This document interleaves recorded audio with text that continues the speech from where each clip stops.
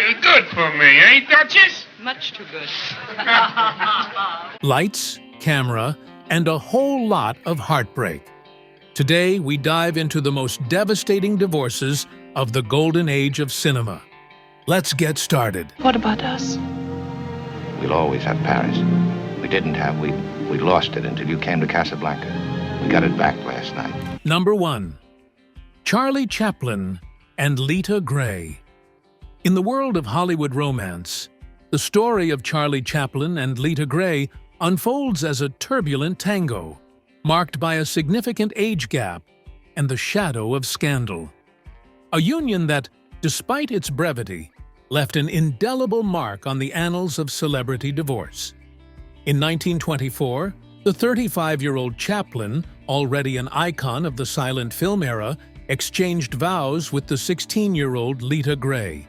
Their union, a lightning rod for controversy, set off a whirlwind of accusations that reverberated through the tabloids of the day.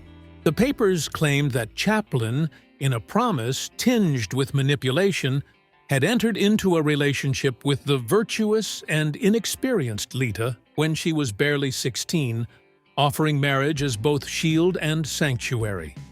On their wedding night, it was whispered that Chaplain had told friends, with a hint of cynicism, that marriage was a preferable alternative to imprisonment. The ominous prophecy continued when he reportedly told Lita, "This marriage won't last long. I'm going to make you so damn sick of me that you won't want to live with me." The story took a darker turn when reports surfaced that Chaplain tried to force Lita into an abortion, or a so-called criminal operation, after she became pregnant. Accusations flew, with Chaplain branding his young bride a gold digger who was trying to dismantle his career and impede his professional advancement.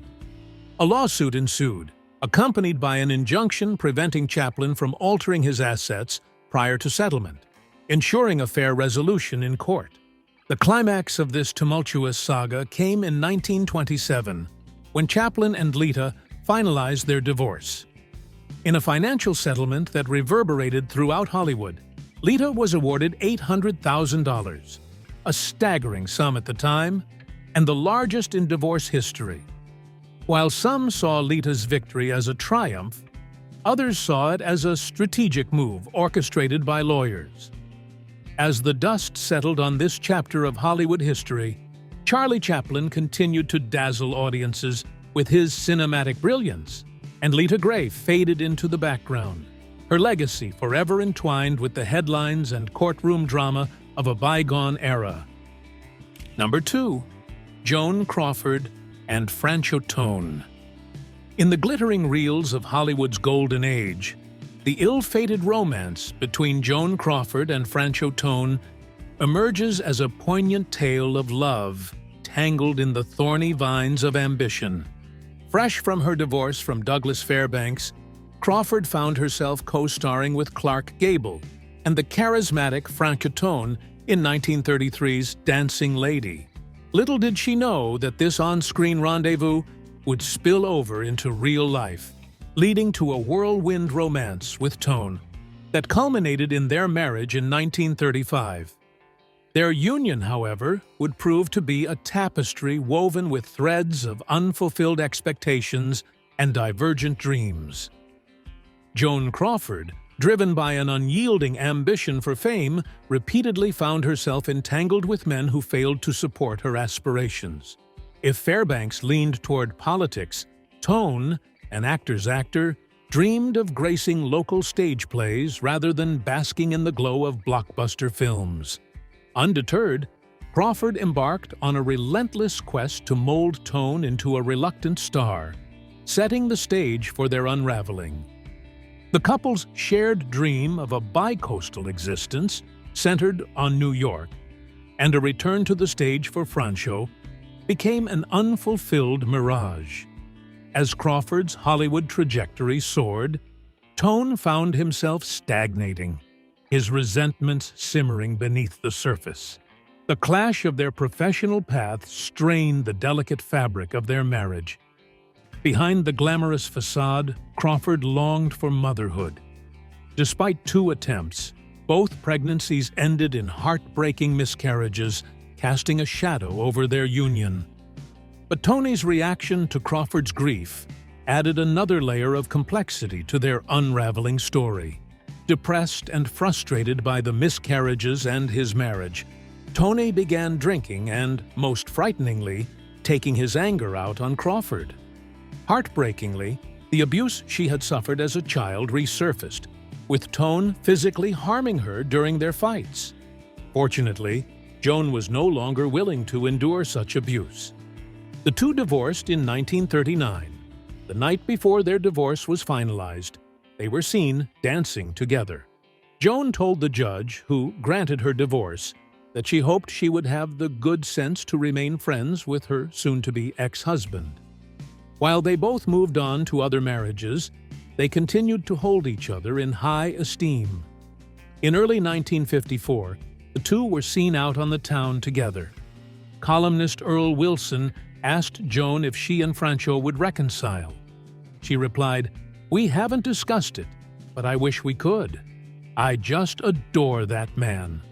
Adoration or not, they did not officially reconcile, and the following year Joan married Pepsi executive Alfred Steele. She enjoyed 4 happy years with Steele before he died unexpectedly of a heart attack. Number 3. Elizabeth Taylor and Conrad Hilton Jr. When it comes to Hollywood, where love stories are crafted for the silver screen, Elizabeth Taylor's first marriage to Conrad "Nicky" Hilton Jr. stands out as a tale of glamour, manipulation, and a brief but tumultuous union. An enduring icon of Hollywood, Elizabeth Taylor's name is etched in the annals of fame with her captivating performances in timeless classics such as Cleopatra, The Taming of the Shrew, and A Place in the Sun. But her cinematic brilliance was not the only facet of her life that made headlines. Taylor became infamous for her 8 marriages, the first of which was to Conrad "Nicky" Hilton Jr. in 1950. The marriage, which lasted only 30 weeks, was shrouded in controversy and, according to some accounts, carefully orchestrated by both Taylor's family and MGM Studios. In the documentary Elizabeth Taylor: A Tribute, film critic Barry Norman CBE, a friend of the actress, shed light on the alleged orchestration behind the wedding. The decision for Taylor to tie the knot was supposedly a joint venture between her family and the studio. Biographer William J. Mann delved into the staged nature of the union, claiming that the marriage to Nicky Hilton was the result of studio manipulation. Despite the staged backdrop, Taylor apparently embraced the idea wholeheartedly, charmed by Hilton's persona. The entire wedding, down to the church ceremony and bridesmaids, was reportedly a meticulously planned production by MGM, making the marriage a spectacle of Hollywood proportions. However, the fairy tale facade quickly crumbled, and what followed was described by Barry Norman CBE as a total failure. The marriage, marred by Hilton's alleged drinking problems and violence toward Taylor, lasted less than 7 months. Nicky Hilton, heir to the Hilton Hotel fortune, was a man of wealth, but also a heavy drinker who, the story goes, physically abused Taylor. Just 205 days after they exchanged vows, Elizabeth Taylor, a vision of vulnerability with violet eyes brimming with tears, sought to undo the marital bonds that had become a source of anguish. In a Santa Monica, California courtroom on January 29, 1951, the 18-year-old budding movie star revealed the harsh realities of her marriage. She accused Hilton of being indifferent and using abusive language, and obtained a divorce on the grounds of mental cruelty. In an act that would become as iconic as her beauty, Taylor refused alimony and reclaimed her maiden name. The ill-fated union between Elizabeth Taylor and Conrad Hilton Jr. serves as a stark reminder of the intertwined forces of Hollywood glamour, family influence, and the harsh realities that often lurk behind the scenes. Join us for the next chapter in Hollywood's tumultuous love stories, where the script often diverges from the screen fantasy. Number 4. Ingrid Bergman and Peter Lindstrom. The love story of Ingrid Bergman and Peter Lindstrom is a poignant chapter in the symphony of Hollywood romances, a union that soared to great heights, but ultimately plunged into despair. Set against the backdrop of success, fame, and the American dream, their story paints a portrait of a love that couldn't weather the storm. Their journey began shortly after Ingrid Bergman's 18th birthday, through a chance meeting at the Grand Hotel arranged by her cousin. Peter Lindstrom, a figure seemingly woven into the fabric of her destiny, entered her life, and in 1937 they exchanged vows, marking the beginning of a promising journey. 2 years into their marriage, they welcomed their first child, and their careers both took off, casting a radiant glow over their lives. Bergman, adorned with her first Oscar, and Lindstrom, transitioning from dentist to medical instructor to renowned brain surgeon, seemed to embody the pinnacle of success. But cracks began to appear beneath the surface of their seemingly idyllic lives. Lindstrom's dominance and criticism became a stifling force that eclipsed the luxuries they now possessed. Bergman found herself shackled to a life that, despite its opulence, felt increasingly oppressive. Her plea for a divorce, a liberation from this gilded cage, was met with staunch resistance from Lindstrom, who could not fathom the dissolution of a marriage seemingly free of overt conflict. For a decade, Bergman struggled with an unhappy marriage, looking for a way out that remained elusive. The turning point came in 1948, when she began an affair with Italian director Roberto Rossellini.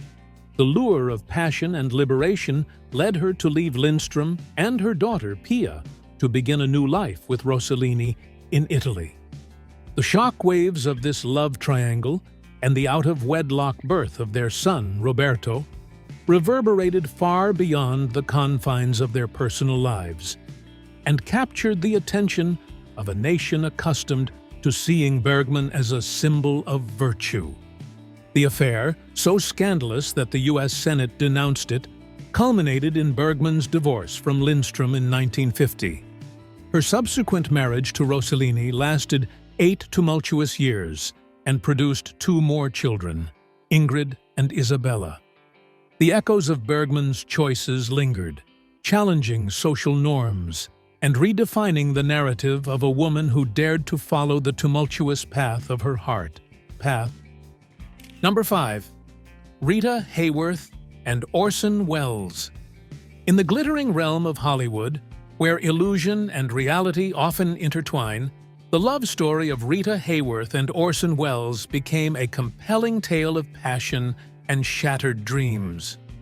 Orson Welles, the visionary director and actor, was captivated by Rita Hayworth's allure long before their paths crossed. Her pin-up spreads painted her as a femme fatale, but Welles soon discovered a different truth. Behind the seductive facade was a shy young actress, still finding her identity in the spotlight. Their love story unfolded against the backdrop of Hollywood's golden age. Welles, known for his avant-garde approach to filmmaking, welcomed Hayworth into his circle of friends.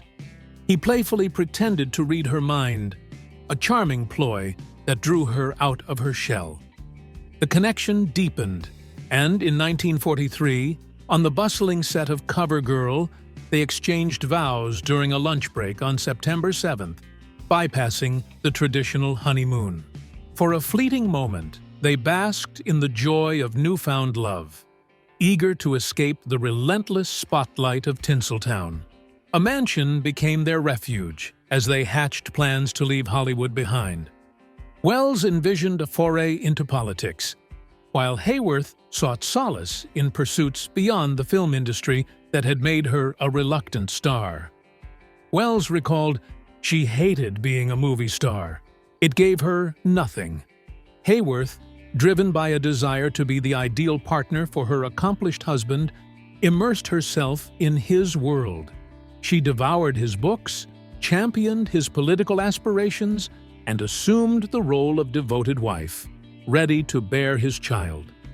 In her own words to fellow actress June Allison, "I really wanted to be everything Orson wanted me to be." In the candid account of their breakup, Hayworth revealed a stark truth about Wells's reluctance to accept the responsibilities of married life. "Throughout our marriage, he showed no interest in establishing a home. When I suggested that we buy a house, he told me he didn't want the responsibility," she lamented. It became clear that Wells, a maestro of creativity, was unprepared for the conventional demands of domestic life. "Mr. Wells told me he never should have gotten married in the first place, that it interfered with his freedom in his way of life." The tensions intensified when Hayworth, pregnant with their daughter Rebecca, found herself caught in a web of infidelity spun by Wells. Gloria Vanderbilt, an heiress entangled in her own marital entanglements, became the focus of his attention. But she was not alone in the shadows. Behind closed doors, Wells began an affair with Judy Garland, sought solace in the company of sex workers, and became increasingly indifferent to his wife's needs. As Wells explored the labyrinth of his desires, Hayworth, burdened by the weight of a tumultuous marriage, sought solace in the embrace of alcohol. The volatility of their relationship reached a breaking point, leading to her decision to file for divorce, a choice that would reshape the trajectory of their lives. The divorce was granted in 1947, marking the end of a chapter that had once promised eternal love. Despite the turmoil, in an ironic twist of fate, Hayworth starred in Gilda, a film that would etch her name into the annals of Hollywood history, portraying one of her most provocative and iconic roles. And that's it! Hollywood has certainly had its share of jaw-dropping divorces. Which one surprised you the most? Let us know in the comments below. And if you enjoyed this video, be sure to give it a thumbs up. For more exclusive Hollywood content, don't forget to subscribe to our channel. Until next time, stay tuned.